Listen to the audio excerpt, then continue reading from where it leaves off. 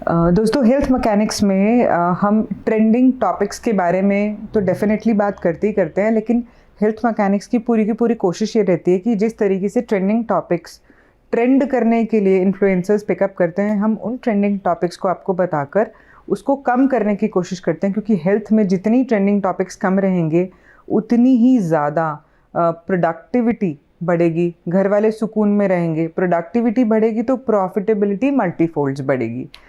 हरे कृष्णा दोस्तों, मैं हूँ डॉक्टर श्वेता दीवान और मेरे इस वीडियो में मैं आपको बताना चाहती हूँ कि आजकल क्या सबसे ज़्यादा कंप्लेंट आ रही है और उसको हम घर पे बैठे कैसे ठीक कर सकते हैं। ज़्यादातर पेशेंट, ज़्यादातर मरीज़ कॉमन कोल्ड की प्रॉब्लम को लेकर आ रहे हैं, कफ़ की प्रॉब्लम को लेकर आ रहे हैं, प्रोलॉन्ग्ड खांसी, लंबे समय तक खांसी रहना, रिब्स में पेन होना, खांसी करते करते पेट में दर्द होना, यूरिन निकल जाना, जो डायबिटिक लोग हैं उनको चेस्ट कंजेशन भी ऐड ऑन होना, ये सारे के सारे टॉपिक्स जो हमें मिल रहे हैं वो पोस्ट कोविड ज़्यादा से ज़्यादा मिल रहे हैं। मतलब कोविड के दौरान हमने अपनी इम्यूनिटी को तो खोया ही खोया था, और जहां हम सोचकर बैठ गए थे कि कोविड चला गया है, इम्यूनिटी बेटर हो गई है, तो उतनी बेटर हुई नहीं है। दो चीज़ें हम कर सकते हैं लाइफ में इन सब चीज़ों को साइड पर रखने के लिए। Number 1 prevention, number 2 cure. Prevention तो हम सब कर ही रहे थे, लेकिन अगर फिर भी हमें कोल्ड हो गया, फिर भी हमें कफ हो गया, उसको हमने इनिशियल स्टेज पे इग्नोर किया तो बॉडी एक में आ गया, बॉडी एक को भी थोड़ा सा इग्नोर किया कि इतना तो चल ही जाता है, वो फीवर में आ गया, फीवर के बाद वो वायरल फीवर में आ गया, उसके बाद सीबीसी इश्यूज़ हो गए, यूरिन इन्फेक्शन हो गया। ये जो चेन ब्लॉक ऐड होती है, अगर मैंने उसको पहले ही रोक दिया होता वो होती नहीं। तो जैसे मैं वापस आके रिलेट करूँगी आपको कि शुरुआत से अगर हम प्रिवेंशन कर लें तो क्योर की ज़रूरत नहीं पड़ती। प्रिवेंशन के कुछ टिप्स ऐसे हैं कि घर पे ठंडी चीज़ों का उपयोग कम से कम करें, फ्रिज की जगह मटके की आइटम्स का प्रयोग करें। अगर आपको एसिडिटी और हार्ट बर्न या फूड पाइप रिलेटेड इश्यूज़ हैं या स्टमक रिलेटेड इश्यूज़ हैं जिसमें आपको मटके का पानी इतना ठंडा नहीं लगता जो आपकी फूड पाइप को आराम दे या आपको लगे कि ठंडक से चैन पहुंच रहा है, तो आप आइस का या फिर फ्रिज के पानी का यूज़ कर सकते हो। पर ध्यान रखिएगा, अगर हम कोई भी फ्रिज की आइटम यूज़ करते हैं तो उससे वेट लॉस नहीं होता है, क्योंकि आजकल सबको अच्छे दिखने का मन करता है, पतले रहने का मन करता है। अब वेट लॉस और फैट लॉस के भी अलग टिप्स हैं जो मैं आपको अपनी अगली वीडियो में दूंगी। वापस बात करते हैं कॉमन कोल्ड, कॉमन कफ, बॉडी एक, वायरल फीवर की पोस्ट कोविड इफ़ेक्ट्स को लेकर। कोविड में अगर इम्यूनिटी नीचे गई है आपकी या आपके परिवार में से किसी भी इंसान की, तो इम्यूनिटी बिल्ड करने के लिए काढ़ा बहुत ज़रूरी है।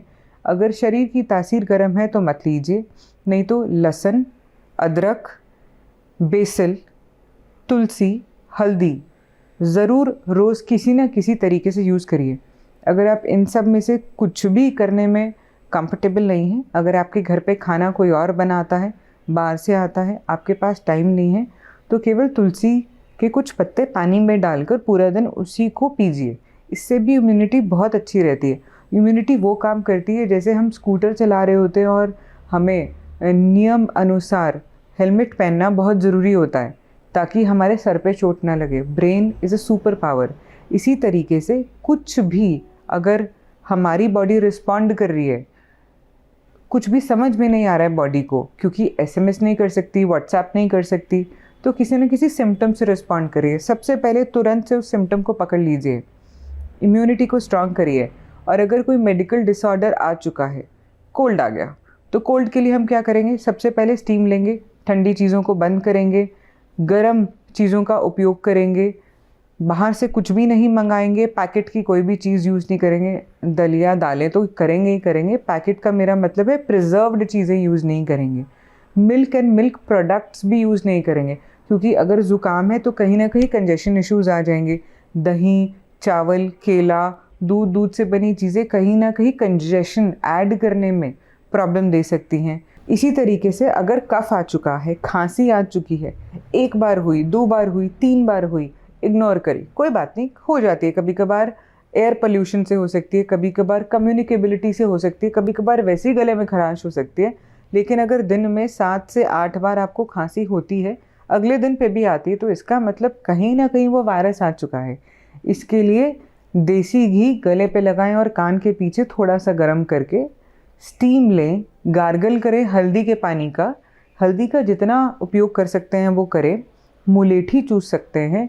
लौंग और साबुत काली मिर्च तुलसी के साथ बॉईल करके 1 कप पानी को हाफ करके अगर आप दिन में 2 बार पिएंगे तो भी बहुत हद तक आपकी खांसी ठीक हो जाएगी।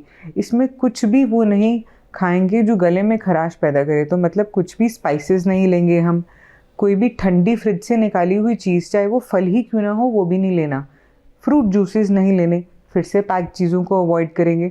2 से 3 दिन में खांसी बिल्कुल ठीक हो जाएगी। और एक रामबाण जो खांसी में काम करता है, कुछ भी आप खा रहे हैं दाल या सब्जी, उसके ऊपर आधा चम्मच देसी घी गाय का शुद्ध बिलौना अगर आप डाल लेंगे तो वो वैसे ही ठीक हो जाएगी। तीसरा ट्रेंडिंग क्या आ रहा है, fever converted into viral fever. अभी क्योंकि बॉडी एक हो रहा था तो हमें लगा हम थक गए, पर बॉडी एक तो इसीलिए हो रहा था क्योंकि अंदर कहीं ना कहीं एंट्रिक फीवर था। कोई बात नहीं, उसको इग्नोर करा, सो गए, काम कम किया, अगले दिन फिर सुबह उठे तो बॉडी एक हो रहा था। तो सबसे पहले दोबारा से नोट करने की क्या चीज़ है, अगर पूरी रात सोने के बाद आप सुबह फ्रेश नहीं उठते हैं और बॉडी एक होता है या हेडेक होता है तो मतलब आप कुछ ना कुछ तो गलत कर रहे हो। रात को 6 से 8 घंटे में सिर्फ सो रही थी या सो रहा था, सुबह फिर भी मैं फ्रेश नहीं उठी, तो इसका मतलब बॉडी के सिस्टम में कुछ प्रॉब्लम आ चुकी है। बॉडी एक हो रहा है, चेक करिए, अगर लगता है 99 भी है तो दैट मीन्स फीवर है। इतना तो चला लेंगे वाली बात नहीं करनी है। 99 से ऊपर जाते ही मेडिसिन लेनी है। 99 से नीचे रहते हुए जितना पानी पिएंगे, जितना कोकोनट वाटर पिएंगे, उतने टॉक्सिन्स आपके यूरिन के थ्रू निकल जाएंगे और आप ठीक हो जाएंगे। अगर आपको किडनी की प्रॉब्लम है और अगर आपके सोडियम पोटेशियम लेवल्स हाई रहते हैं तो प्लीज़ कोकोनट वाटर मत लीजिए, सिर्फ पानी लीजिए। और अगर डायबिटीज़ है तो मीठा पानी में नहीं होना चाहिए, जिससे टैंग लेते हैं या ग्लूकोज लेते हैं। आप ORS ले सकते हैं केवल तभी जब आपका BP ठीक है। ये जो बेसिक चीज़ें रहती हैं उसका ध्यान रखना बहुत ज़रूरी होता है। डॉक्टर ने बोला, कंसल्टेंट ने बोला हैव मोर लिक्विड्स, फ्लूइड्स लीजिए, पानी लीजिए, लेकिन BP हाई और मैंने फिर भी बराबर मात्रा में ORS लिए तो मेरा BP ऊपर जाएगा, फीवर तो ठीक हो जाएगा। तो एक बीमारी को ठीक करने के चक्कर में मैं दूसरी को ऐड तो नहीं कर सकती हूँ। इसीलिए कौन सा पानी पीना है, कितना पीना है, कैसे पीना है, वो जानना भी इक्वली इम्पॉर्टेंट रहता है।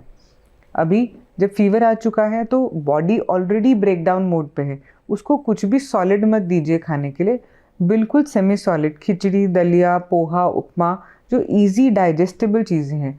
अब इजी डाइजेस्टेबल में मैदा भी आता है, चावल का आटा भी आता है, ये सब अगर आप यूज़ करेंगे तो वो जमेगा। तो बेसिक क्या रखें, खिचड़ी, दलिया, दूध दलिया भी चलेगा अगर कोल्ड नहीं है, क्योंकि कोल्ड से फिर अगर दूध जाएगा तो वो छाती में कंजेशन पैदा करेगा। तो खिचड़ी, दलिया, सूप, धुली दाल गरम करके थोड़ा सा घी डालकर आप उसको 1-2 दिन लीजिए, 99 तक वापस रिवर्स करेगा। एंड 99 से ऊपर जाता है तो डेफिनेटली मेडिसिन लेंगे।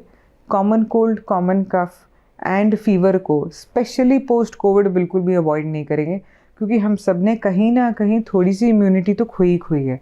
तो जो खो दी है उसको हमें रोज़ रिप्लेनिश करना है। ऐसा नहीं है कि आज मैंने अपनी इम्यूनिटी का ध्यान नहीं दिया तो वो कल उतनी ही रहेगी, वो और ही नीचे होगी। एयर पोल्यूशन भी है, बहुत सारी ऐसी चीज़ें भी हैं जो मेरी इम्यूनिटी गिराने में प्रॉब्लम्स और इश्यूज़ देती हैं। दोस्तों, अगर आपको हमारी वीडियोस पसंद आ रही हैं तो प्लीज़ चैनल को सब्सक्राइब करें, भर भर के सपोर्ट करें, अपने फैमिली मेम्बर्स एंड फ्रेंड्स के साथ शेयर करें ताकि उनको भी ट्रेंडिंग बीमारियों के टॉपिक्स को कम करने में हेल्प मिले।